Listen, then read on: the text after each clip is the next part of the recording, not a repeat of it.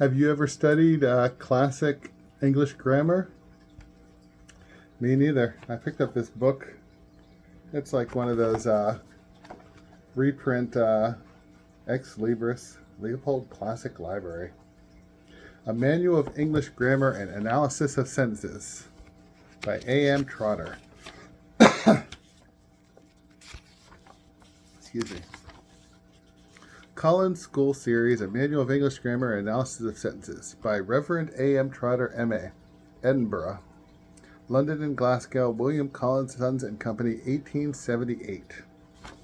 Here we go. So this will fit right in line with my study of the Harvard classes, which was first released in 1909, right? I got that whole series now. Pretty cool. I don't know. Let's start reading through it and see what we got.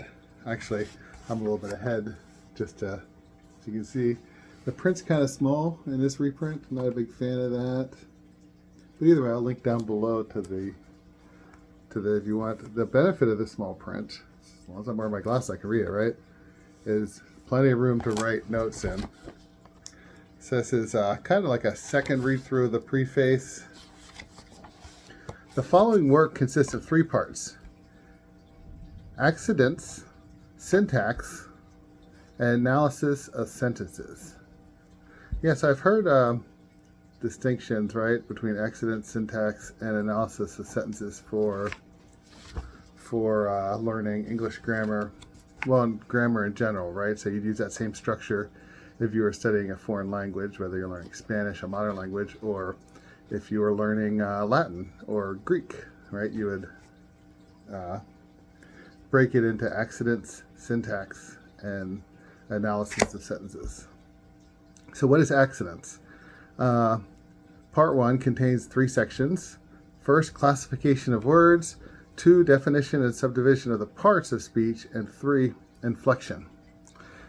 Part 2, remember, if you remember that syntax, they'll repeat that syntax. Oh, they actually do in this case. And they didn't in part 1. In part 2, the rules of syntax are given in detail, with numerous exercises consisting of sentences, some of which are correct and others faulty, the pupil being left to discover for himself those which violate the rule and to make a necessary correction. Whew. I don't know. I don't have a teacher's manual. Will I be able to do that? Probably. I mean, I did study grammar, but not classical grammar.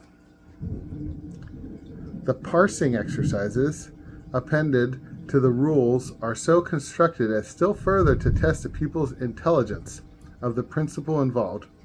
To this division of work are added a few pages explaining and illustrating the more common figures of speech. In part 3, analysis of sentences. So it's just in the preface right in part 1 that they didn't repeat the word accidents.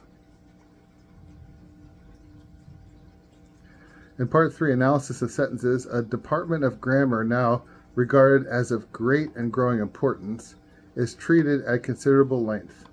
It has been the aim of the author to meet the special difficulties of the subject by systematic arrangement of principles, clear and precise definitions, and copious illustrative examples and exercises. And it is hoped that the method adopted will tend greatly to lighten the labor both of teacher and pupil. So why would one want to study classic grammar? Of course, there are older grammar books. Right? You get ones from ancient Rome and study Latin through them. But why would one want to study grammar, even as an adult? Part of it's just reminding yourself of grammar, how words work, how sentences work, how they relate to one another, how best to read and write sentences. Because ultimately, reading and writing leads to good talking, rhetoric, right? And good logic, understanding the reality of things as we do through our sentences. Okay. Continuing on, we have a table of contents. And part 1, accidents in the contents. It's always good to read a table of contents. Part 1, accidents. We have orthography, classification of words, parts of speech, definitions and subdivisions, and parts of speech, inflection.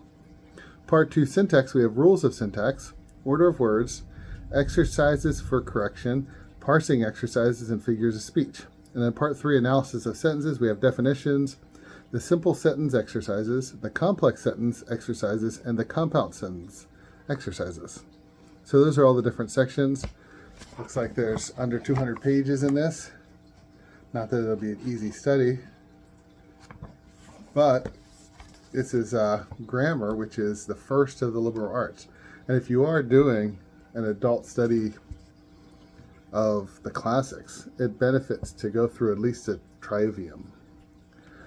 Traditionally, I think that if you got a bachelor's degree from the medieval university, that meant you made a serious study of the trivium, which is grammar, logic, rhetoric.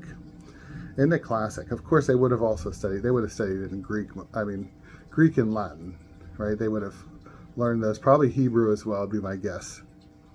So the Bible is a part of the study of any language, and I have the Douay-Rheims New Testament, which I'm reading this year, of course, and this will help with that, right? But those basics, right, which really are kind of like dispersed into different subjects, and some aspects just aren't covered, are treated traditionally, and this is a 150-year-old book, so not as traditional as it could be, but it's got a little bit of the logic of science that's emerging science. So you think of all those 19th century authors who were just so brilliant. In America especially, you have Emerson, you have Herman Melville, right? In England, you have great ones like Charles Dickens, Emily Bronte, right? France, you have Victor Hugo, right? Some of the best writing ever, in my opinion, is 19th century. So that's part of the reason I decided for a 19th century grammar book. Now, the benefit of not being the 19th century, me not being a kid, is I don't get like slapped on the wrist whenever I mess up. I'm just going to figure it out here with you, and if you have the book, you can follow along. If not, you can probably just follow along, because I'm going to read the whole thing. Probably going to take a long time to get through this many pages of stuff, but it's in the public space, being this old. I don't think Mr. Trotter will mind that much. Okay, English grammar. Part 1, accidents. English grammar is divided into 3 parts. Orthography, which treats the sounds and letters, treats of sounds and letters. So orthography treats of sounds and letters. Sounds and letters. Think about like phonics. Etymology, which treats the classification, inflection, and derivation of words. Okay, I use etymology a lot as a philosopher. Mostly I use it as the derivation of words, the history of words. But yeah, classification, inflection, and derivation all fall under etymology. So see, I'm learning stuff already. Of course, I already read this to prepare for today. And 3, syntax, which treats the right arrangement of words in a sentence and the relation of that sentence or part of sentence bear to each other. Okay, so syntax has to do with the arrangement of words, so relationship, right? How a sentence works and how it not does work. See, I just messed that up purposefully syntax-wise by throwing not before it does. How it does not work. Of course, how syntax would work in foreign language are different, all right? Okay, orthography. Language is made up of words. A primitive word is one which is not derived from any other word, as good, run. So the word good is not derived from any other English word, I guess. A derivative word is one which derives from another word, as goodness, runner. So goodness derives from good. Runner derives from run, right? I am a runner. That's why I run. A compound word is one which is made up of 2 or more runners, such as town clerk and bookseller. Okay, so town clerk has a dash. Bookseller, though, is pushed together into a single word. 3, a word consists, that's 1, 2, 3. A word consists of 1 or more syllables or distinct sounds. A word with one syllable is called a monosyllable, such as just. We use these words, right? At least I learned them in Catholic school. Monosyllabic words, disyllabic word, trisyllabic words, right? So you clap. Just. Justice is a disyllabic, right? Two. A word of two syllables is called a dissyllable, as in justice. A word of three syllables is called a trisyllable, such as justify. Right, had the rhythm of it. A word of four or more syllables is called a polysyllable, as in justification. That's 5. Okay, 4. There are 26 letters in English, and those taken as a whole are called the alphabet. That's a pretty easy one, right? We actually learned that first now, right? You learned your alphabet long before you study grammar. 5. Letters are divided into vowels and consonants. A vowel makes a full and complete sound by itself. Vowels are A, E, I, O, U, also I can't read that. Oo, maybe, or U and Y. I see the Y. It's just very small. I don't know if anybody, even with my glasses, if you can see that. What does that say right before it? I think it's a diphthong letter, maybe. Oh, let's see. Maybe it'll explain it more. Vowels are A, E, I, O, U, and also yo maybe and Y when they do not begin a word or a syllable. Yeah, like try. I'm not sure what this one is. IO maybe, or EO, or SO? No, that doesn't make sense. Either way, it's unreadable in this version. Hopefully there's not much more like that. I'm going to put a question mark there. Maybe I can find it online and blow it up big. The rest of the letters are called consonants because they make a distinct syllable. They must be sounded along with a vowel. So consonants only sound along with the vowel. You can't just say b because you've already added a just to make that sound. Buh. Up to page 6. We're 12 minutes into this already. I'm going to have to stop soon. Let's get up to the capital letters and stop there. 6. Two vowels coming together in one syllable make a diphthong. So it probably wasn't IE or EI. Oh. So what was it? EA is one. Does that say EA maybe? No, it doesn't. Definitely not EA. Well, whatever it is, if you can tell what it is, just put it down below. When Cassis, right? EA is a single E sound. Maybe. When the two vowels are equally sounded, the diphthong is called proper, such as in found. Ow. Found.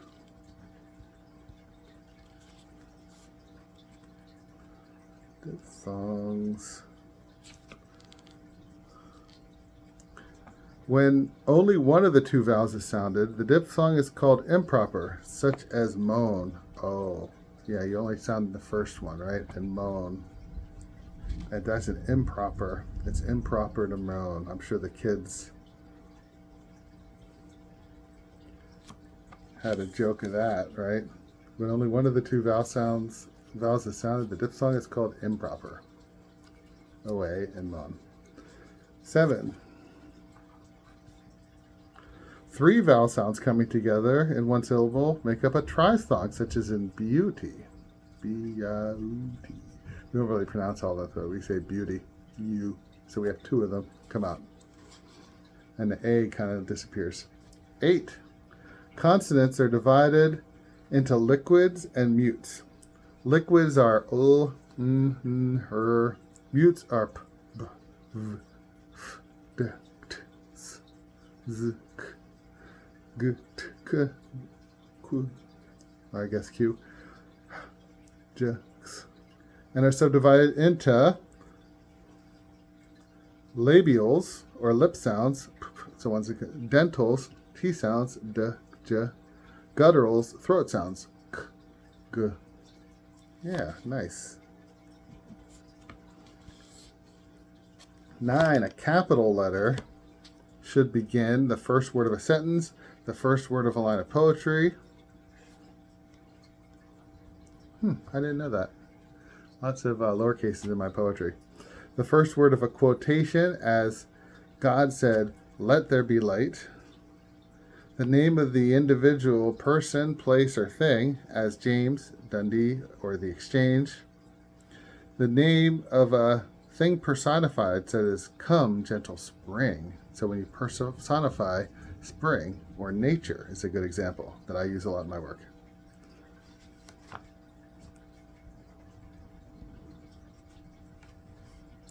Words derived from names of places, like an English ship. The names of terms, days, and months, as Whitsunday, Monday, August. What the heck is Whitsunday? Put a question mark by that. Look it up later. The name of any important event, such as the Reformation. 9, the titles of books, poems, newspapers, etc., as in the Bible, Paradise Lost, the Times. And 10, the words I, O, and O. O, first O is just O, second O is OH. Etymology. Okay, that's where we're going to start right next, etymology. So let's move our little marker down there. Did you learn anything in this first session on grammar? Something you're interested in? It's like a structure, but it's interesting to go through and learn things you already know, and maybe a couple things you don't. Pick up a few things you don't know or different ways of thinking about them. Have a blessed day.